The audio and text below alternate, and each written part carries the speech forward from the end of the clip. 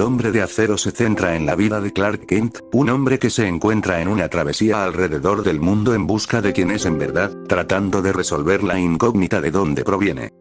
Desde muy joven, ha lidiado con la propia vida que conlleva ser un humano, lidiando con habilidades totalmente ajenas a cualquier persona promedia, las cuales ayudarán a determinar su camino y destino en ese mundo.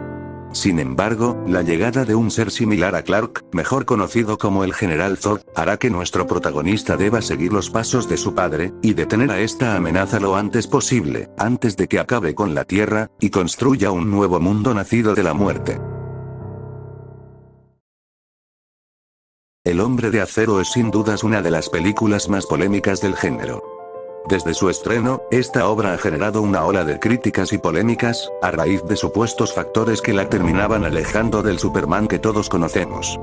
Hace poco menos de un año hice una crítica a la obra en cuestión, la cual hoy en día considero bastante mediocre, y que no terminaba transmitiendo lo que yo quería contarles al respecto de mi visión hacia la película. Así que para no quedarme con esa mala imagen, me di la tarea de ver nuevamente El Hombre de Acero, esta vez con una perspectiva distinta, y ver si mi opinión hacia la película había cambiado. ¿Lo hizo? ¿Es Man of Steel la obra que merece este mítico personaje? O en palabras más simples, ¿es Man of Steel una buena película? Eso es lo que voy a tratar de resolver en este video. Para empezar, creo que habría que dejar algo en claro. El Hombre de Acero no es la película en la que un hombre se convierte en un superhéroe. No. Man of Steel es mucho más que eso. Esta es la película de un hombre tratando de encontrar su verdadero ser, y descifrar cuál es su destino en este mundo. Sin duda esa es una premisa muy fuerte, y con la que se puede jugar hasta el límite, enlazándola a muchos más conceptos que terminen reforzando mucho más no solo al protagonista, sino a la historia en sí. Recuerdo que en la crítica original, este apartado de la cinta se llevó un buen caño en la costilla derecha. Recuerdo muchas de las cosas que dije, exceso de subtramas, agujeros de guión, y sobre todo, ideas no tan bien ejecutadas del todo. Sin embargo, y tras verla nuevamente, pude percatarme de sus puntos buenos, que para mi sorpresa fueron varios. Esta cinta, más que sentirse como una historia de Superman, se siente como una historia de Kal-El, cosa que funciona muy bien, y no tiene nada que envidiar a sus predecesoras. Cada una de estas versiones eligieron su propio camino y visión del personaje. El Superman de Christopher Reeve intentó ser una figura perfeccionista y alegre en tiempos difíciles, la versión de Bryan Singer intentó ser más de lo mismo, y esta película por su parte, una obra más oscura de kryptoniano. Y ese es uno de los puntos más fuertes de Man of Steel. Una propuesta fresca e innovadora que a la vez es fiel y original. Quizá el hecho de que varios odiaran este aspecto durante su estreno, es porque esta cinta llegó en una época bastante temprana, donde las adaptaciones de cómics comenzaban a ser el gran hit del mercado, y donde el género no comenzaba a gastarse con más de lo mismo. Pienso que si esta película hubiera sido estrenada en los últimos 3 años, hubiera tenido una recepción mucho mejor.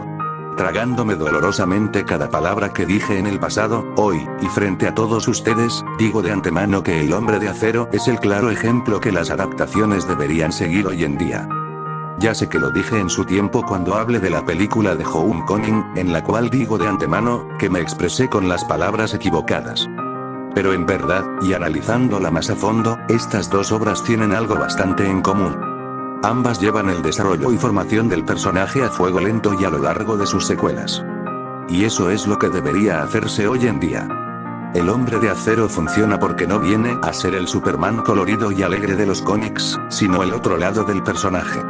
A pesar de que nos vendan al personaje como es figura omnipotente y perfecta, ha pasado por muchas desgracias, y su personalidad llegó a ser más oscura en miles de ocasiones. Viendo que esta cinta retrató de una manera oscura la infancia del héroe a través de la perspectiva de Clark Kent, es lo más lógico que debería pasar. Considerando que Clark creció como un marginado a comparación de sus compañeros de colegio, sintiéndose en varios sentidos diferente a los demás, sumándole que desde joven se sentía que estaba mal, justamente por ser diferente, son los factores que lo forjaron a ser alguien oscuro y misterioso, todo por las circunstancias en las que creció, sin nombrar que por un largo periodo de tiempo, estuvo buscando respuestas sobre quién es en verdad. Sinceramente eso es lo que quiero ver en una película primeriza de superhéroes hoy en día. No quiero ver al Superman perfecto y alegre, quiero uno que evolucione a eso a partir de obstáculos y a lo largo de varias cintas. Y eso no significa que estén siendo alejados al cómic, dado a que terminante respetando la esencia del personaje, jugando con ella y haciendo un producto que pudo haber rivalizado fuertemente con el canon original, y de cierta forma, ya con la premisa lo termina logrando. Y eso no es cosa fácil. Como dije, este tipo de propuestas ayudan mucho al género de hoy en día. Y ya se trató en otras adaptaciones, teniendo un resultado mucho más que correcto, y estoy seguro que se seguirá haciendo en un futuro. Siguiendo de lleno con la historia, al ser una reinvención de Superman, tiene conceptos y modificaciones en cuanto al cómic original, y la propia cinta del 78, que son bien aplicados a la trama principal, y uno de ellos es Krypton.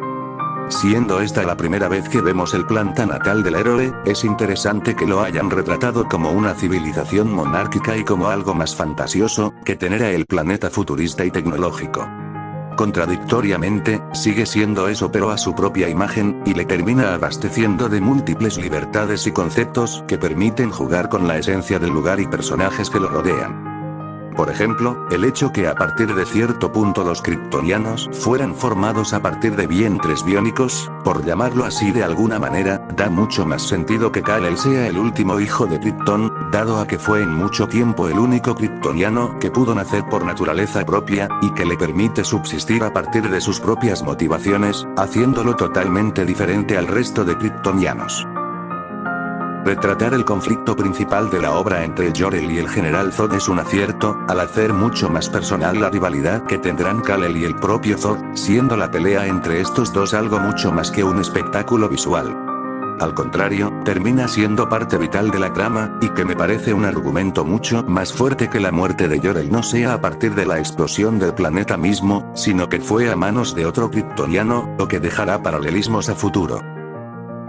Otro punto a favor creo yo, son los primeros 15 minutos de la cinta. Retrata de manera perfecta lo que representa el propio origen de Superman. El nacimiento del héroe, el anuncio sobre la destrucción del planeta, la disputa entre el General Zod y Jor-El, un elemento agregado por el propio Snyder, la partida de Kal-El, y la muerte de Jor-El, el cual fue el protagonista en estos primeros minutos de obra. Todo desembocando en el anuncio del General Zod de que encontrará al último hijo de Krypton. Zod es congelado y enviado a la zona fantasma, el planeta explota, y da inicio al segundo acto de la película. Para algunos, el hecho de que Zod anuncie de antemano cuál va a ser su objetivo el resto de la cinta, no significa que aún comience el conflicto. El primer acto de Man of Steel, el cual es más largo de lo normal, se centra principalmente en dos cosas: el planeta Krypton y el protagonista. Y este último para mí, es otro punto fuerte de la película.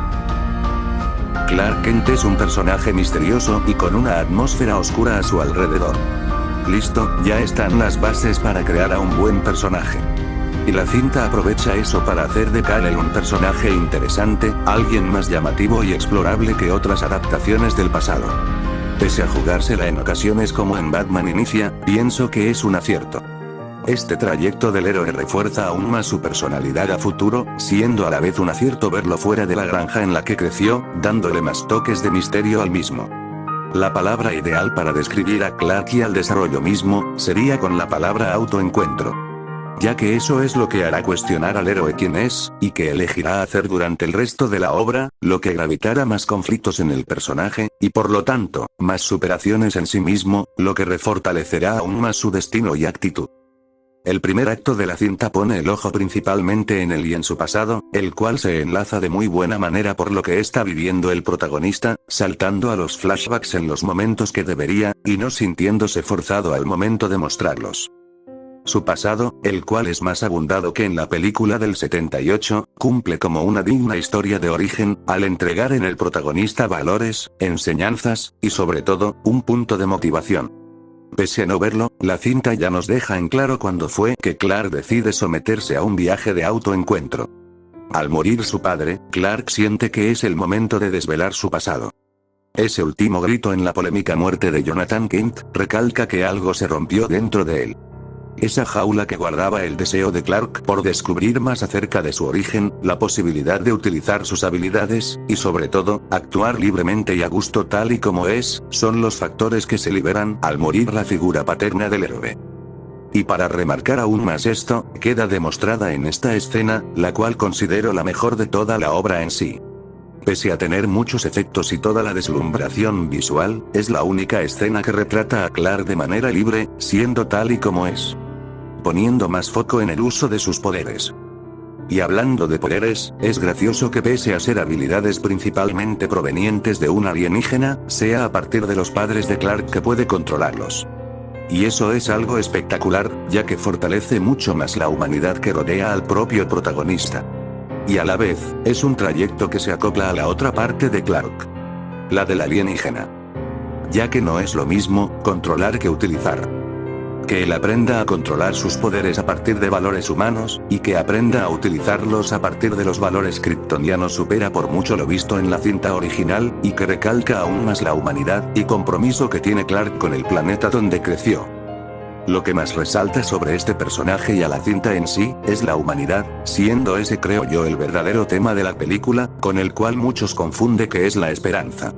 Siendo esta última la fuente de impulso y a los que todos deben aferrarse en la película. Para ir cerrando con el trabajo de este personaje, es un hermoso desarrollo el que le han dado, el cual continuó de muy buena manera en Batman v Superman, y que espero cierre de manera triunfal en Justice League. Con todo lo mencionado, me veo en la obligación de destacar y afirmar, que esta versión, es una de las mejores adaptaciones que se han hecho del héroe. Aún no sé si es mejor que Riff, pero que te cumple como una gran adaptación, cumple. No tengo mucho que decir sobre el General Zod. Sigo sosteniendo en su mayoría las cosas que dije en el pasado, y sostengo que es un muy buen villano, aunque siento que la obra podría funcionar sin uno. Cumple todos los requisitos que debe tener un villano, al ser amenazador, inteligente, y el que no recae en lo cliché o genérico, siendo un digno rival para el Hombre de Acero, y una buena adaptación. Sin embargo, y por verle algún punto malo, siento que al no tener una motivación por voluntad propia, sino por haber nacido con el objetivo de garantizar la supervivencia de Krypton, pienso que le resta algunos puntos, al no hacer sus acciones con un objetivo personal y propio. Por suerte, y al quedar perdida toda posibilidad de cumplir con su objetivo, elige hacer lo único que le queda, lo cual es matar a Kal-El sea como sea. Si le dan los tintes que el personaje se merece, y una personalidad fría e intimidante, más por la interpretación de Michael Shannon.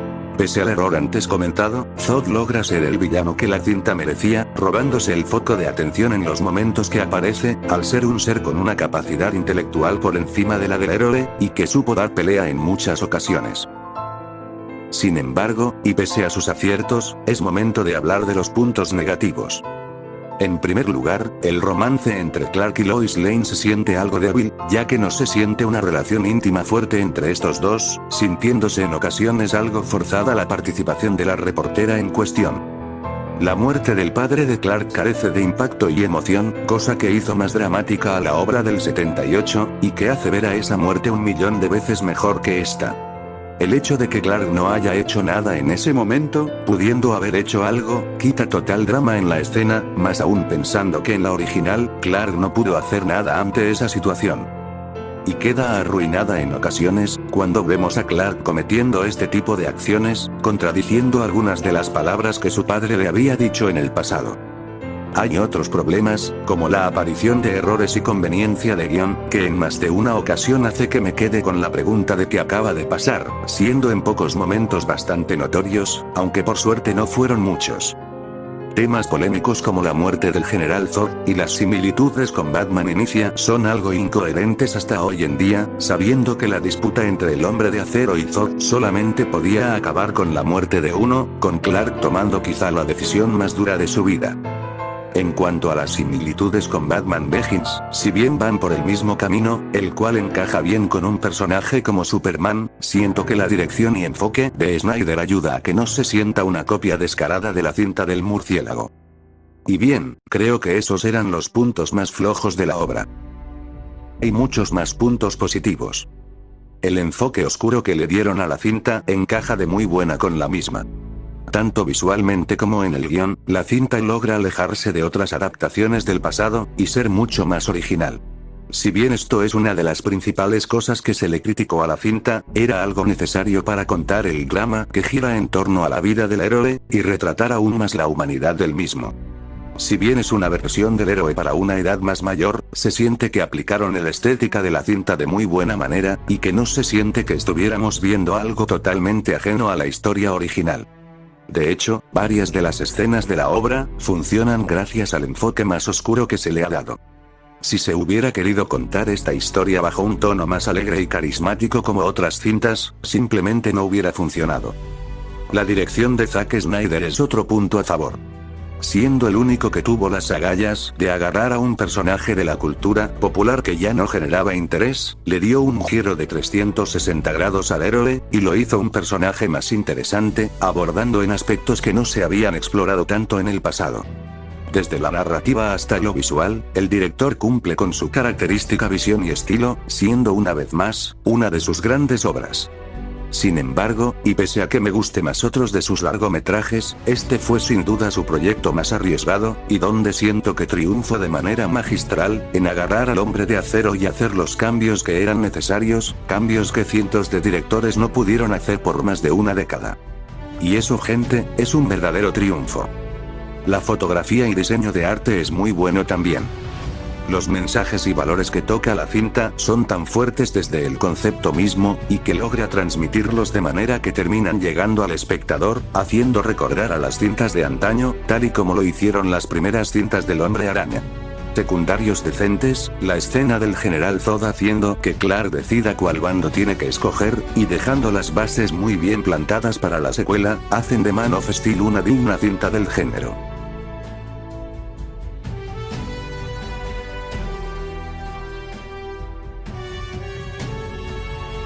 Henry Cavill como Superman ofrece una muy buena interpretación.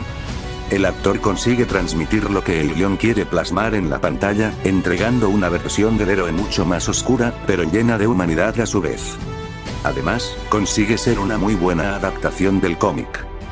Michael Shannon como el General Zod es la mejor interpretación de la cinta. Consigue ser un muy buen villano siendo atemorizante y amenazador, y con una personalidad fría y oscura. Russell Crowe ofrece calidad como Jor-El, siendo una versión algo distinta al personaje original, pero manteniendo la clásica faceta del personaje original. Amy Adams ofrece una buena actuación como Lois Lane, aunque siento que su relación con Clark en esta cinta pudo ser algo mejor.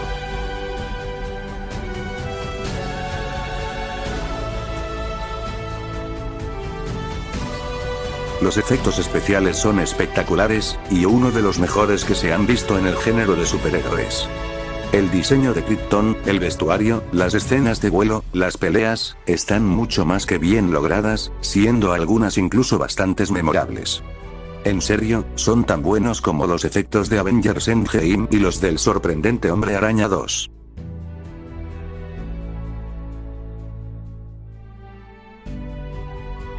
El soundtrack de esta película es excelente.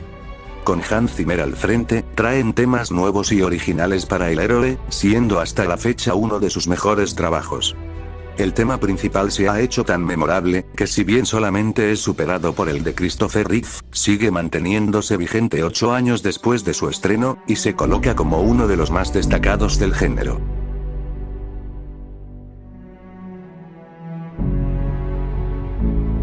Man of Steel fue un gran acierto, y un gran inicio a este universo extendido. Siento que a pesar de ser fiel al cómic termina valiendo más por sí misma, al contar su historia a su imagen y semejanza, triunfando a la hora de reinventar a un gran personaje como lo que representa Superman. Si bien pienso que no supera a otros reboots del género, logra hacerse valer por sí misma, y trayendo el tipo de propuestas que quiero ver en el cine. Se vio en Man of Steel, se repitió con Homecoming, y aparentemente se verá de vuelta con The Batman. No nos trae al Superman perfecto de los cómics, sino uno que va encaminado a eso y mucho más a lo largo de sus secuelas. El Hombre de Acero es una película con una buena historia, con un protagonista más que interesante, reinventando al Hombre de Acero de una muy buena manera, con unas actuaciones muy buenas, con unos espectaculares efectos especiales, y con una estupenda banda sonora. Le doy un 8.7 de 10. Sin dudas una gran película, que tras verla nuevamente, pude percatarme, y disfrutar, de una de las mejores películas del género.